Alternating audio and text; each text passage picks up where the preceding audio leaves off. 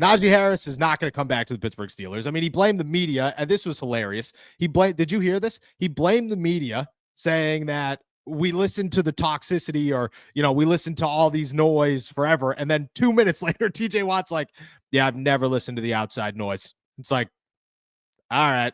Sounds good, Naj. Sounds good. Najee's not coming back to the Pittsburgh Steelers. I don't think he wants to be here. I don't think the Pittsburgh Steelers believe that he's the superstar running back that they need right now. If they're going to be a team that runs the football, they got to go get a Derrick Henry or a Saquon, and those guys aren't available, but Najee's not the answer either. You're going to go into a loaded NFL draft class, and you're going to go find somebody. That's what the Steelers are going to do. Chances are they bring Jaylen Warren back, and Cordell Patterson, I thought he was coming back, and then he tweeted yesterday saying, oh, I might as well shovel snow. Dude, if you were good, you'd play. But Cordell Patterson, everybody, it's clear as day that guy is on the back half of his career and they have two better runners in front of him. It shouldn't be a surprise that he's not getting offensive snaps. If it was Jonathan Ward out there, he wouldn't be getting offensive snaps either. That's where we're at. Do you know how many times I've heard this season, oh, he's a Hall of Famer? That's awesome, okay?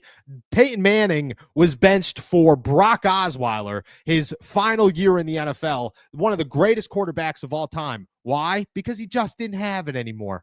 And that's just what happens in the NFL. I expect Jaylen Warren and two new running backs to be back in Pittsburgh this season. Wide receiver. This is the big one, huh? Van Jefferson gone. Mike Williams gone. The guaranteed coming back is Roman Wilson, Calvin Austin, and Ben Skoranek. See how I didn't mention George Pickens there? George Pickens is, if I had to guess, not on the Pittsburgh Steelers roster in 2025. I don't think they're going to be willing to pay him. I think his answer yesterday or 2 days ago when he said, George, are you optimistic about the Pittsburgh Steelers offense? Nah. Was not as bad as it was taken. I think he was just being a jerk to the reporter, but that's what you're getting with George. It's just constant negative headlines, constant nonsense. And if you don't think Mike Tomlin has seen that, if you don't think that Art Rooney has seen that, Art Rooney reads every single thing that we put out, everything. They all go into a file. They're printed out. I know the guy who prints them out. And as he rides his little stationary bike every day, he flips through. And he looks at all the headlines about the Pittsburgh Steelers. He sees that a dozen people wrote about George Pickens saying that. He's not going to be happy either. I don't expect George Pickens to be back next season. I think you could get a pretty good deal for him. I mean, a high second-round pick, maybe a low first-round pick, depending on who you're trading him to. And I think the Steelers would be willing to trade him to a lot of teams because they understand that, yeah, he's phenomenal, but they have to build right now. They have to take the best option available. And I think they go get that probably in the NFL draft. T. Higgins is still my favorite for that position with the Pittsburgh Steelers, but I wouldn't be surprised if they traded for a guy like Christian Kirk, maybe a guy like Jacoby Myers, names like that, where they could go out and get somebody, but I don't expect George Pickens to be back with the Pittsburgh Steelers in 2025. On the offensive line, Isaac Seumalo and Broderick Jones are the two I'm watching. Dan Moore is gone, and I know this is going to turn out to be the longest podcast of all time, but we're going to do it. Dan Moore is gone. James Daniels is gone. Mason McCormick, Zach Frazier, Troy Fautana are going to be your starters on the right side from center over. I don't know what the left side looks like. I don't. I think there's a chance that Isaac gets let go because they just draft somebody early or they find somebody a little bit younger. I think that's a possibility. I think there's a shot that they bring in competition for Broderick or they trade Broderick. I don't think it's likely, but I think that there's a shot. Like, Broderick looked good at the end of the season, but Broderick's the biggest question mark you could take. And right now, the Steelers can't afford to have question marks. And I feel that if somebody makes a good offer, he could be gone. And they can have a new starting left tackle in 2025. I don't know who that is. I don't know who would be their starting left guard either. But those two are names that I'm looking at. I'm definitely looking at for the Pittsburgh Steelers.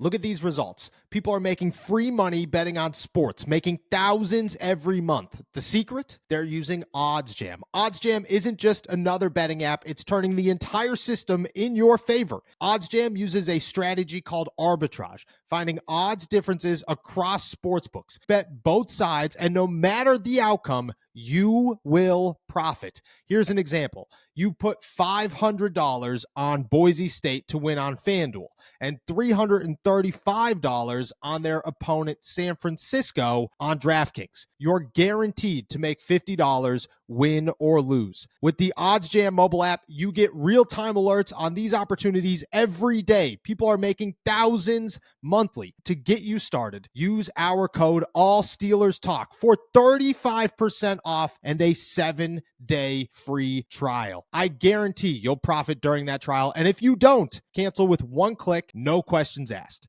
Don't leave money on the table. Go to oddsjam.com, use our code ALLSteelersTalk, and start making money the smart way. The biggest pushback that I have is with Broderick Jones. It's almost like everybody, because it's not just you. I've seen a lot of people saying that they need to give up on Broderick Jones. That Broderick Jones. I don't think they should give up on Broderick Jones. I'm not saying that. I just think it's a possibility. Okay. Either way, I feel like a lot of people that are saying that completely forgot why Kevin Dotson didn't work out in Pittsburgh and why he got an all-pro vote this year as a right guard for the LA Rams. Broderick Jones has not played 10% of his snaps on his natural side.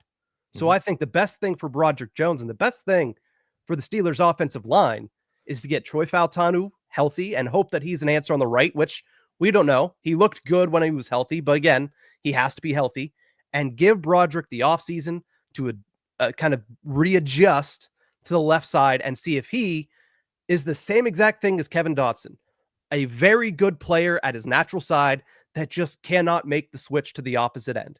I think that Broderick deserves a chance on the left side, and I think what you need to bring in to help with that is a true backup swing tackle. Dan Moore was never going to be a swing tackle. He couldn't play the right side. So why are we saying that Broderick needs to be traded or Broderick needs to be moved because he can't play the opposite side when it's the same exact thing as Dan Moore?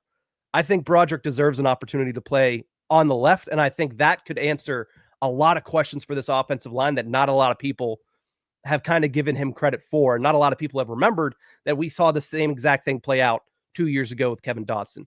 The wide receiver room is going to be tough. That's the only other one that I look at, because you want to make all these changes. And you're right. Whenever you look as bad as you did over the last 5 weeks, you're going to ask for a lot of changes. But if you trade away George, you need to, not might have to, you need to use your first round pick on a wide receiver, because you just don't have the horses in the back to be able to make up for losing George Pickens after you got rid of Deontay Johnson and didn't fill that role. Because going into next year, yeah, you can say, well, T. Higgins is available. Yeah, this guy's available. This guy's available. There were a lot of big name wide receivers available last year. You got none of them. You ended up with Mike Williams. So you're going to have to utilize that first round pick on a wide receiver if you move away from George Pickens. So that's why I think, looking at specifically the offensive line, I don't think you make that move away from Broderick Jones. I think you just move him to the left and let him actually play his natural position. And wide receiver, that's the toughest thing that you're going to have to look at this offseason, because, well, I don't think George is in a great position with the organization. I think the organization has to look at this and say, the options are limited, and we have to hit home runs on 2 or 3 occasions to make up for losing George Pickens, because no matter what he is off the field, on the field, he is far and away the best offensive weapon that they have. I agree with that. Doesn't always show up, and that needs to be accounted for as well. There have been big moments where George Pickens is non-existent. I agree. I think that the off-the-field stuff and what's to come, and the fact that he's entering the final year of his contract, all play into that equation of what do you do with George and how do you go about replacing him. I think if they did get rid of him, you're looking at least 3 big-name wide receivers coming to Pittsburgh. At least 3. On the offensive line, I agree with you. I'd give Broderick a shot at the left side too. I 100% would. Are they going to? I don't, because that's the thing with the Steelers is the way they operate, the way we feel they should operate are typically different. And in this case, it would not surprise me if Broderick Jones turned into a stud elsewhere. You know, that's why I get worried about guys like Justin Fields. Like, could Justin Fields turn into a stud elsewhere? Could Najee go and be an absolute animal with a great offensive line? Who knows? But the Steelers would be willing to find that out. They would be. But I agree with you. I think Broderick going to the left side and giving him a year makes the most sense. I mean, it's the third year. You don't have to sign him to an extension. You figure it out. He's super cheap. And if he doesn't work out, maybe you bring in a backup for competition. And if he doesn't work out, then you move on. Or you have a great swing tackle in Broderick Jones, which is not a bad place to be.